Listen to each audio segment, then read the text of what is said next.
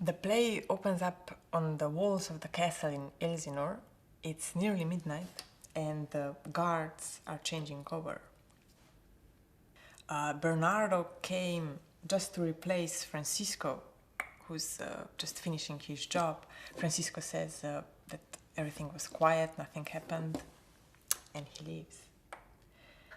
And then Marcellus, another guard, and Horatio, a very good friend of Hamlet, they join Bernardo on the watch. And the reason they are here tonight is because Horatio wants to see a ghost who's appearing for the last couple of nights, and he doesn't believe that the story is true. And they've arrived just in time because a second later a ghost appears, and they try to communicate with the ghost, but the ghost doesn't say anything. He just disappears. So after the ghost is gone, they're talking about how the ghost looked just like the old king who recently died, the old King Hamlet. And then they change the topic, and Marcellus is wondering why they have to be on guard all day and night, and Horatio explains it's because young Fortinbras from Norway is threatening to invade Denmark, and everybody is afraid that a war might begin at any time. At the end, Horatio decides that they should inform young Hamlet about what they've just seen. In a large room inside the castle, there is Hamlet, a son of King Hamlet who recently passed away, and there is his mother Gertrude, the queen, and Claudius, her new husband, brother of a dead king, and uncle of Hamlet's uncle. There is also Polonius, who is a chief counselor to Claudius, and his two grown-up kids, Laertes and his sister Ophelia, who is a love interest of Hamlet. And there are also two ambassadors. It's the first speech that Claudius has as a king, and he says how sorry he is about his recent brother's death, and that he believed that it was a good thing for the kingdom that he married the queen, and he thanks everybody for their support. Then he has some business to do. He sends two ambassadors to Norway to try to use diplomacy to prevent anticipated attacks. So they go off to Norway. And then he speaks to Laertes, who wants to have a permission to return back to Paris. And Claudius says, yeah, it's fine, you can go if you want. And then Claudius and Gertrude, they speak to Hamlet, and they want him to be more happy, to cheer up, stop being depressed, that he has to move on. Claudius even says that it's a normal thing to lose a father. And Hamlet doesn't say much, he's just giving some small sarcastic comments. And at the end, Gertrude says that they want to keep him close, so he's not allowed to go back to university. And he agrees, he will stay. So after that, everyone leaves, and Hamlet remains alone in the room.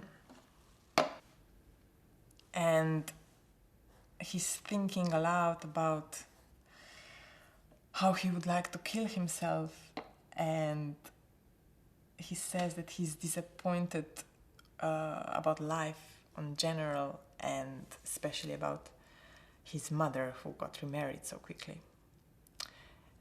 And at that moment, Horatio, Marcellus, and Bernardo find Hamlet, and Horatio Horatio tells him about the ghost that they've seen, that he looked just like his father and he didn't speak but was armed from head to toe. And Hamlet is, well, he's worried and curious, and he says he would like to join men on the guard tonight. They leave, and Hamlet is concerned about the future. He's thinking this sign, his father's ghost, fully armed, that just can't be a good sign. In the house of Polonius, Laertes is saying goodbye to Ophelia. And just before he goes, he's warning her about Hamlet, not to get involved with Hamlet because he's royal and she's not.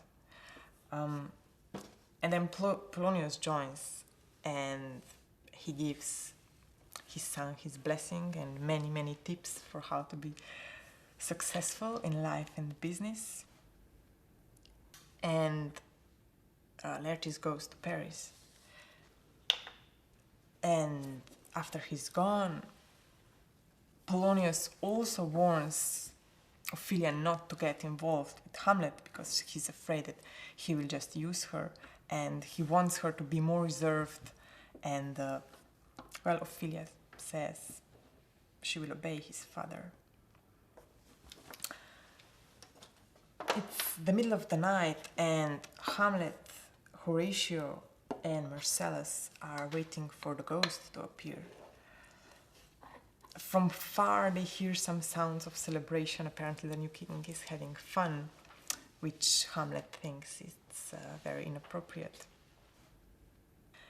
And just about a moment later, a ghost appears, and Hamlet addresses the ghost, but the ghost just beckons him. And then some jostling is going on because Horatio and Marcellus are trying to prevent Hamlet to go with the ghost because they think it's too dangerous, but somehow Hamlet sets himself free and he just follows the ghost. And after a few moments they decided, well, they should follow them as well. So on the other side of the castle, there are Hamlet and the ghost, and they speak. And the ghost says it is his father's ghost, and he says that he was murdered by Claudius, his brother, while he was sleeping in the garden. And he commands Hamlet that he must revenge his death. But also he says that he must spare Gertrude his vengeance, leaving her to her own conscience. So after Hamlet agrees to carry out his father's will, the ghost disappears. And Hamlet tries to remain steady, and he swears he won't think of anything but revenge. So Horatio and Marcellus finally find Hamlet, and they want to know what happened. But Hamlet doesn't want to give any details.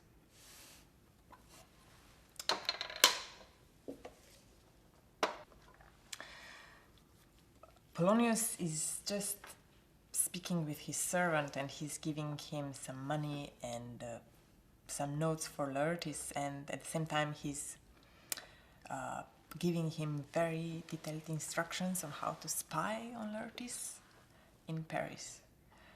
So after the servant goes, Ophelia comes in, and she's frightened because apparently Hamlet visited her, and he frightened her with his weird and strange and violent behavior.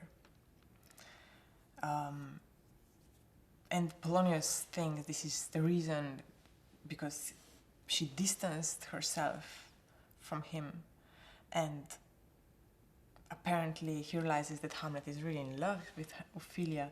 He couldn't think that there could be any other reason for his behavior, and he decides they should inform, it's better to inform the king about what's happening.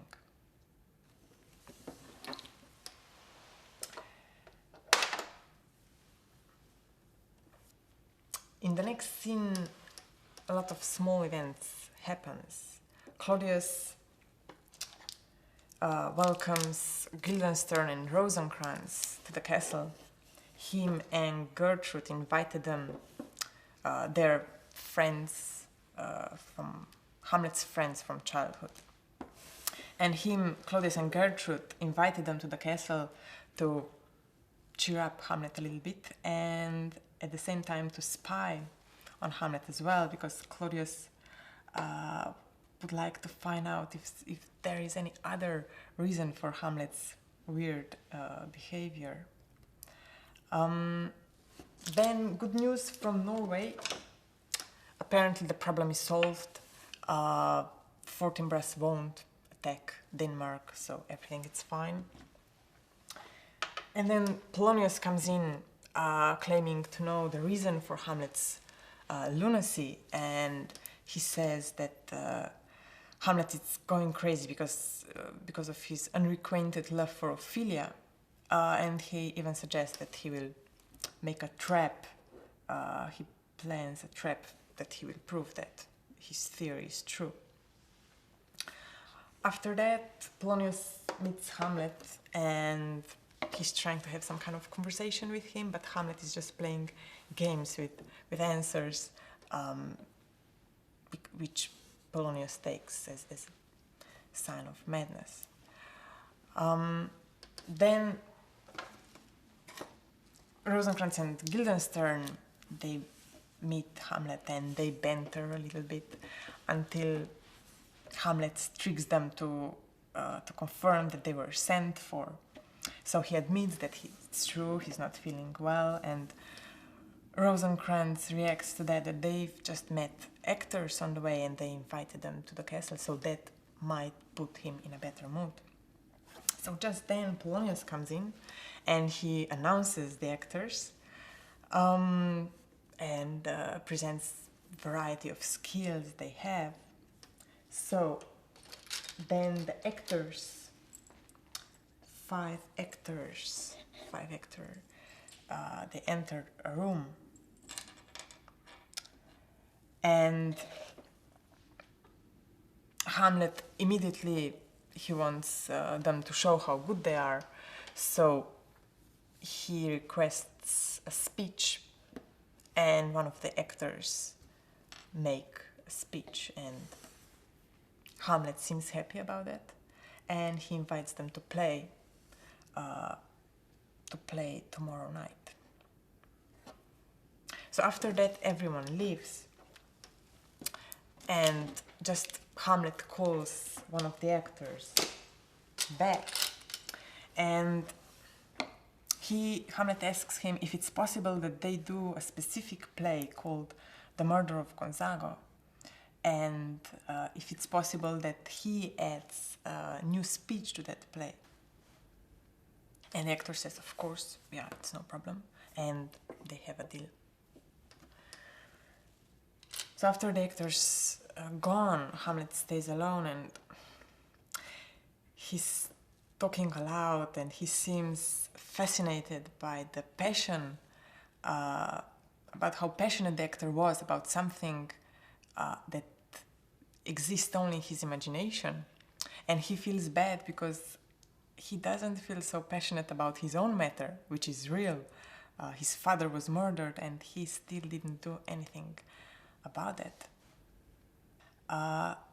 Then he explains that before he steps in action, he needs a solid proof that Claudius is really guilty of murder, because, well, the ghost could be misleading him, could be an evil ghost. So he explains that he will lay a trap for Claudius to prove he's guilty. So at the same time, Polonius and Claudius are also laying trap, but for Hamlet. And knowing that Hamlet is on the way, Polonius puts a book in Ophelia's hand, and him and Claudius, they're just hide behind the curtain. So Hamlet comes in. He doesn't see Ophelia yet. He's just talking to himself aloud again about the usual topics: life, death, eternity. And when he sees Ophelia, what follows is a strange dialogue where Hamlet is questioning woman's virtue and honesty and beauty, and in slightly delirious state he tells Ophelia to go to a nunnery where she can keep her innocence, because all the women make monsters out of men. And after that he just leaves hastily, leaving Ophelia all alone, shocked. And after that, Polonius and Claudius approach, and Claudius immediately, he knows that it's not really love that Hamlet has a problem with, and he's suspicious that Hamlet maybe knows something that he shouldn't. He's thinking about that. Though Polonius is still pretty much certain that it's a love problem between Ophelia and Hamlet, so he just suggests that they should lay another trap.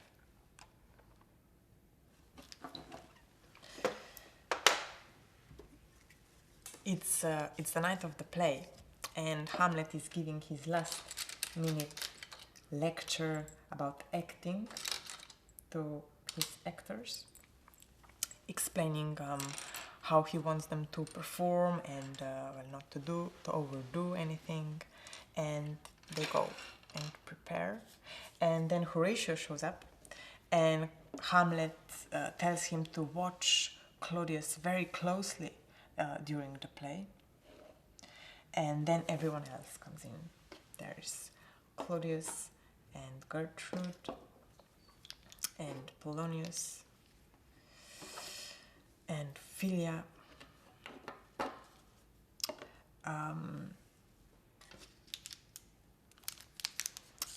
And the play starts and everybody's watching. And what's happening in the play is pretty much, it's very close to what happened between Claudius, Gertrude and the old King Hamlet. And Claudius is suspicious about the connections.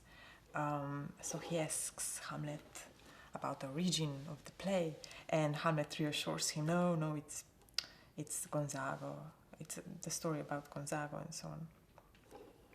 So at the climax of the play, when a poison is poured into the Gonzago's ear, and Claudius sees this is exact copy of what he did to his brother, Claudius just freaks out and storms out of the room. So Polonius just stops the play, and everybody should leave the room. And just except Hamlet and Horatio, they stay in the room, and they discuss Claudius' reaction. And shortly after, Rosencrantz, Guildenstern and Polonius come to ask Hamlet that his mother would like to speak with him immediately. And they leave him alone. Hamlet stays behind, and he's just making a strategy, a plan, how to confront his mother. Meanwhile, Claudius alone, he's describing how bad he feels about his the murder of his brother, and how he would like to pray but feels he cannot, but somehow he prays anyway. And Hamlet arrives, and he sees Claudius on his knees with the eyes closed, and he thinks it would be so easy to kill him now, but then he decides not to, because if he would kill him while he's praying, that would send him directly to heaven, which of course he doesn't want to. So he decides that he will wait for another chance. Just at the same time, Polonius is giving Gertrude, he's advising Gertrude on how to confront Hamlet on his behavior. And as they are hearing that Hamlet is approaching, Polonius just quickly hides behind the curtain. And when Hamlet comes in, an intensive dialogue starts, where harsh words are exchanged. Both of them are accusing each other of their past actions.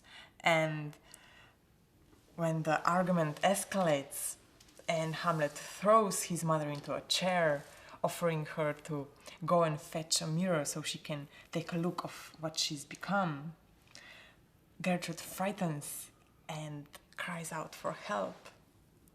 So Polonius behind the curtain, he frightens as well, and he cries out for help as well. So Hamlet, hearing the noises behind the curtain, he just stabs his sword through the curtain, killing Polonius. And Gertrude is in shock. Hamlet sees what he did, but doesn't really seem to care. He continues to lecture his mother about her behavior and how she became blind and senseless. And Gertrude begs him to stop, but he only stops when the ghost appears again. And Hamlet and the ghost, they start to speak. And Gertrude, she can't hear or see anything, she just takes that as another sign that Hamlet's gone mad completely. And the ghost came to remind Hamlet that he's supposed to revenge his death and that he still didn't do anything. And then he says that, well, he should continue to speak with Gertrude because apparently she's in shock and so on. He leaves afterwards. The scene ends in a feeling of reconciliation, but mainly because Gertrude is afraid of her own son. And, Hamlet drags the body out.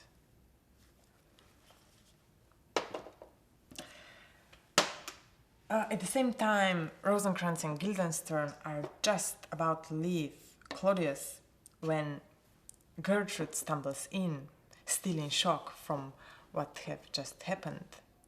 And Claudius is, he's very distressed. And when Hamlet comes in, he just tells him that he's sending him away to England and that he should pack his things immediately. And Hamlet goes. And Claudius, apparently afraid for his own life, he just orders Guildenstern and Rosencrantz to follow him as well. And after Claudius stays alone, he writes a letter in which he orders an execution of Hamlet on arrival to England. Outside the castle, there is Fortinbras leading his army to the Poland, and he's speaking with his captain, and he just orders him to go to the castle, just to tell everyone that they're just crossing the land and not to worry. And the captain, on his way to the castle, he meets Hamlet with Rosencrantz and Guildenstern, who are on their way to England, and Hamlet starts a conversation and asking about, about Fortinbras and the army, what are they doing, and Captain complains that the whole army is going to fight a land which is worth nothing but the name, and how many men will die for this foolish fighting. And then everyone just continues their way, and Hamlet stays behind.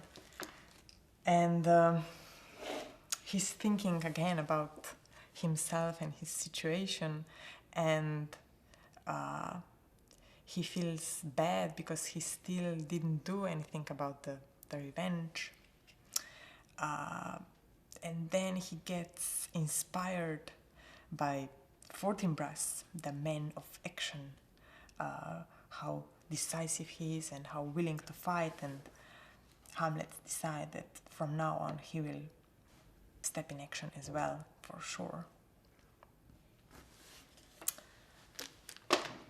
A servant announces to Gertrude, and Horatio is there as well.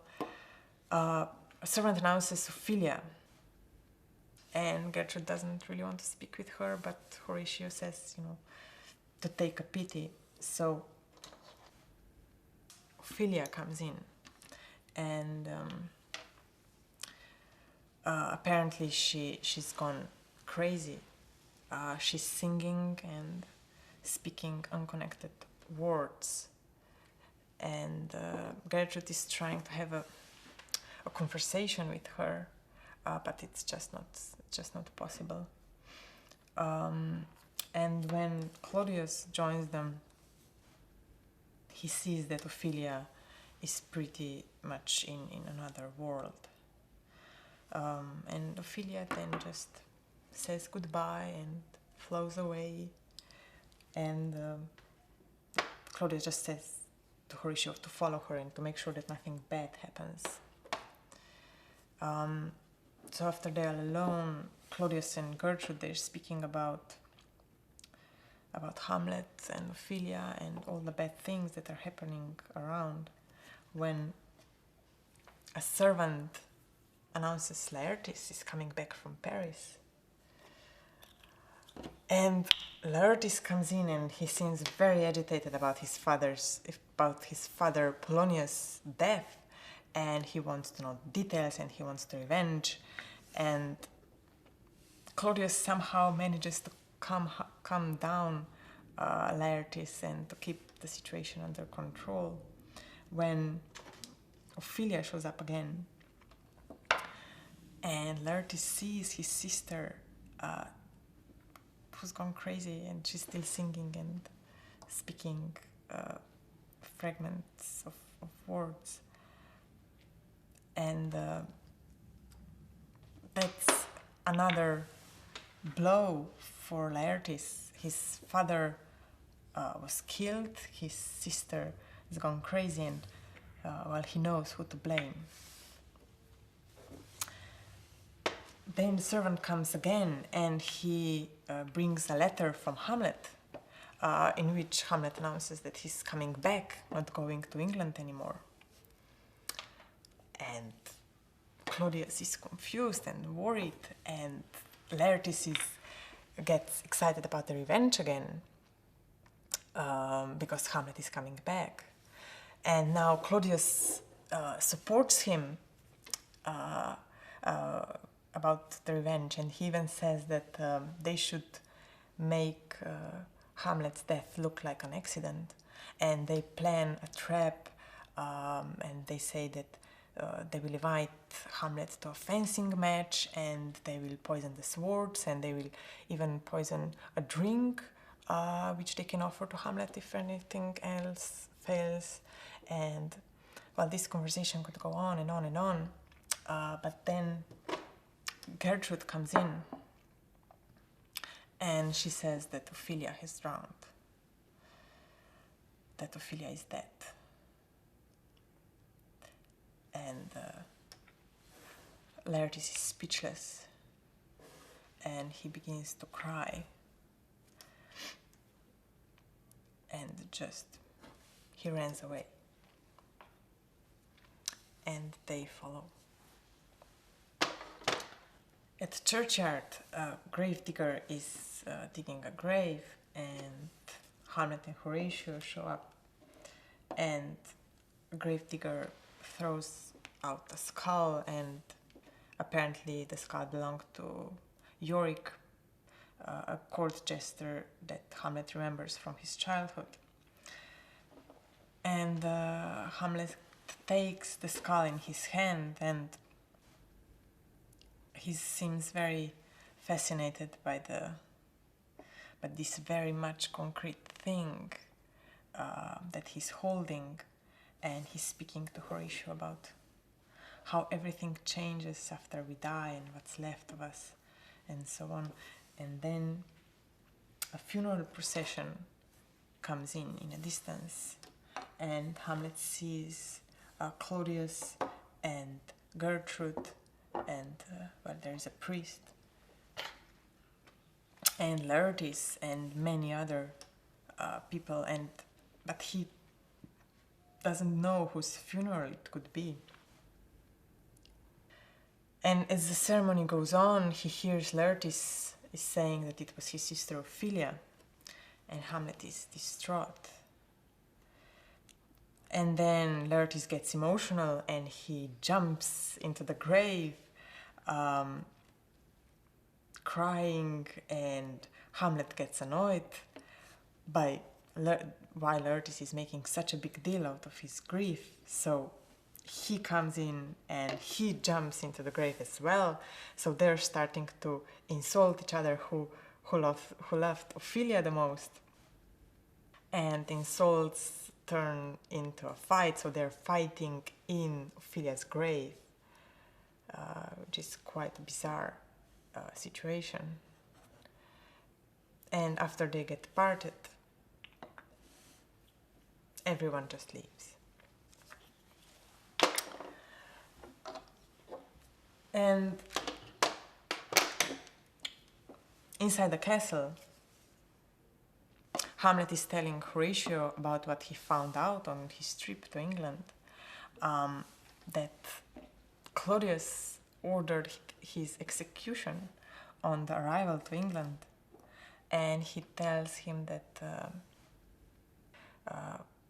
before he managed to escape, he just changed a letter ordering his execution with the letter ordering the execution of Rosencrantz and Guildenstern. And then he says that, well, that's enough.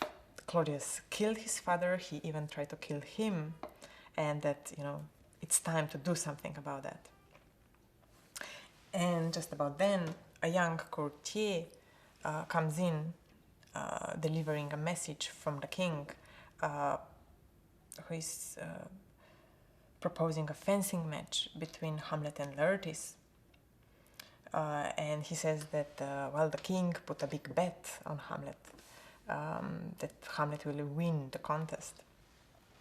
And Hamlet accepts the invitation. He somehow feels that this is a moment to confront the king. And the match can begin anytime. So just a few moments later, everyone comes in, Gertrude, Claudius and Laertes, and the match begins. And Hamlet hits Laertes. And there's 1 point for Hamlet. And Claudius, right away, he wants Hamlet to drink from the poisonous cup, but Hamlet refuses because he's busy. So the match goes on, and Hamlet hits Laertes again. So another point for Hamlet. And now in celebration, Gertrude drinks from the poisonous cup, which Claudius unsuccessfully tried to prevent. But yeah, she drinks, and he only says to himself that it's too late now. Nothing can be done for save Gertrude. So after that, Laertes gets a little bit impatient, and he just hits Hamlet with his poisonous sword. And a small fight follows in which they exchange the swords, so Hamlet wounds Laertes in turn. And after that, Gertrude faints away because of the poison, and Laertes realizes that he was wounded by his own sword, so he's gonna die soon. And Gertrude only has time to say it was because of drink, and she dies.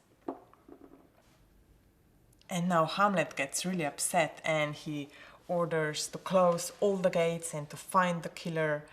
And then Laertes can't hold it inside anymore, and he admits everything about the match, about the swords, about the poison, and how Claudius is behind everything. And Hamlet, realizing that he's going to die soon, he just stabs the king, and he even forces him to drink from the cup, so Claudius dies immediately. And then Laertes, just before he dies, he just asks Hamlet for forgiveness, and he dies. And now Horatio would like to kill himself as well, so he tries to grab the poisonous cup, but Hamlet prevents him that and drinks from the cup himself. So just before he dies, he just has time to give his blessing to Fortinbras, so the Fortinbras can become a new king, and, well, he dies. So finally, Fortinbras enters, and obviously he's pretty shocked by the situation he sees with all the dead bodies. And then a servant comes again, and the servant says that Rosencrantz and Guildenstern are dead as well.